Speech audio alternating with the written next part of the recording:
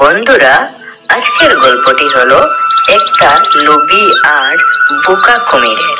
এক জঙ্গলে থাকতো একটা লোভী কুমির ও শেয়াল। কুমিরটা ছিল খুব লোভী, কিন্তু সে বোকা ছিল। একদিন কুমির ও শেয়ালের দেখা হলো। তারপর শেয়াল বলল, বন্ধু, আমি শুনেছি আলু খেতে নাকি খুব ভালো, তাই চলো আমরা দুজন মিলে আলু চাষ করি। আরে তাই নাকি? তাহলে ঠিক আছে বন্ধু, আমিও আলু চাষ করতে চাই। দুজন মিলে আলু চাষ করব। আলু হয় মাটির নিচে, কিন্তু তার গাছ থাকে মাটির উপরে। তার গাছ দিয়ে কোনো কাজ হয় না। বোকা কুমির তা জানতো না। ও এটা ভাবতো যে আলু গাছের উপরে থাকে। সেই কথা ভেবে কুমিরের অনেক লোভ হয়, আর সে শিয়ালকে ঠকাবার জন্য বলল, বন্ধু শিয়াল, আমি তোমাকে একটা কথা বলবো। তুমি যদি আমার কথায় রাজি না হও, তাহলে আমি আর আলু চাষ করব না। আচ্ছা ঠিক আছে বন্ধু, বলো তুমি কি বলবে। আলুর গাছের আগার দিকটা কিন্তু আমি নেব, আর গোড়ার দিকটা তুমি নেবে, কেমন? বেশ, তাই হবে। তারপর ওরা দুজন মিলে মাঠের মধ্যে গিয়ে আলু চাষ করতে শুরু করলো।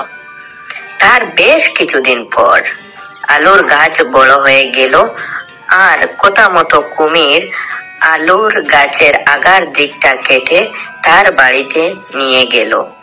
যাওয়ার পর কুমির দেখতে পেল আলুর গাছে আলু নেই, আর সে বলল, আরে আলু কোথায়? এ আমার কি সর্বনাশ হলো গো! এ আমার কি সর্বনাশ হলো! মনে হচ্ছে আমি যখন নিয়ে আসছিলাম তখন সবগুলো আলু রাস্তার মধ্যে পড়ে গেছে, তাই একটু এগিয়ে দেখে আসি। সেই কথা বলে কুমির আবার মাঠের দিকে চলে আসে। আসার পর দেখতে পেল শিয়াল মাটি খুঁড়ে আলু বের করেছে, আর ও অনেক খুশি হয়ে আলু নিয়ে বাড়ি যাচ্ছে। সেই সব দেখে কুমির বলল, ওই বেটা তো আমাকে বোকা বানিয়ে সব কটা আলু নিয়ে গেছে। ওই বেটা শিয়ালকে আমি পরের বার দেখে নেব।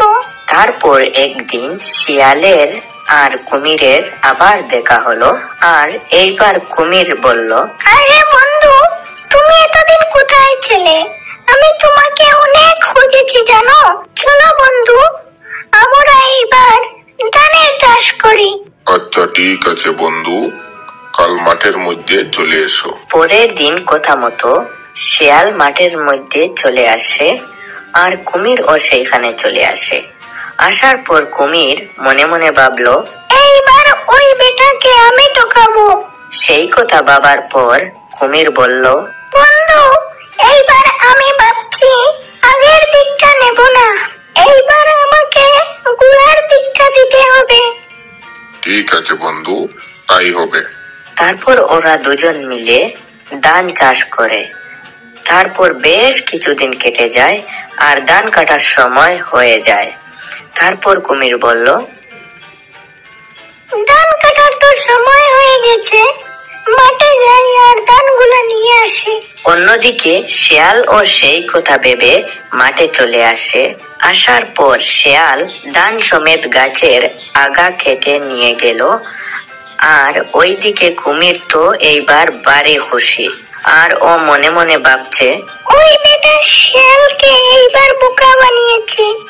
ও যাওয়ার পর আমি মাটি খুঁড়ে ধানগুলা বের করে নিয়ে যাব।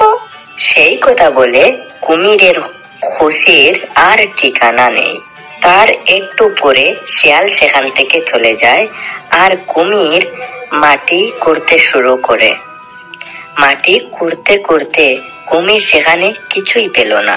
লাভের মধ্যে ধানের গুঁড়াগুলো পেল। তারপর কুমির অনেক রেগে যায়, আর চিৎকার করে বলল, দাঁড়াও শিয়ালের বাচ্চা, তুমি আমাকে আবার ঠকিয়েছো। এইবার তোমাকে আমি দেখে নেব। এবারে আমি আর তোমাকে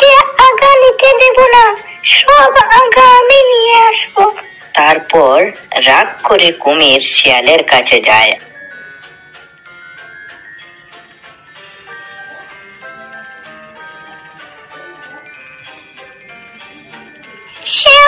শিয়াল ভাই, এইবার আমরা আখের চাষ করব। ঠিক আছে ভাই।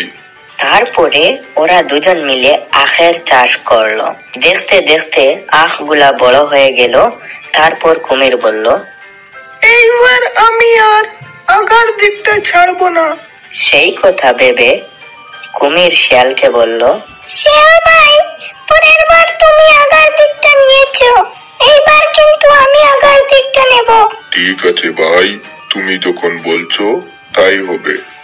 তারপর শিয়াল কুমিরকে আখের ডুগাগুলো দিয়ে নিজে আখের গুড়িগুলো নিয়ে ঘরে বসে মজা করে খেতে লাগলো। আর অন্যদিকে কুমির আখের আগাগুলো নিয়ে ঘরে বসে চিবিয়ে চিবিয়ে দেখলো খালি নুনটা জল, একটুও মিষ্টি নয়।